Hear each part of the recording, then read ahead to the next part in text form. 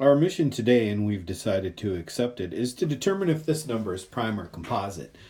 Now, a lot of students would take a look at this and they'd go 57. 8 times 7 is 56, 7 times 7 is 49, 9 times 6 is 54. Oh, this bad boy must be a prime number. Unfortunately, they would be wrong. If you're working off of divisibility rules, 2 does not work because 57 is not an even number.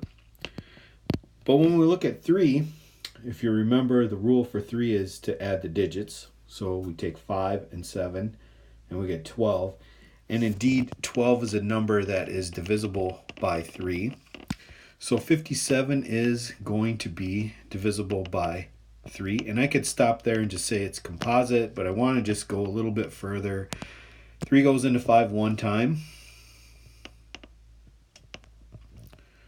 And I bring my 27 down, and then 3 goes into 27 19 times. So my two factors here are 3 and 19, and that's also the prime factorization of 57, 3 times 19. I can't break those two numbers down any further. Both are prime. So this is my prime factorization. And going back to my original question, prime or composite, this number, 57, is a composite number.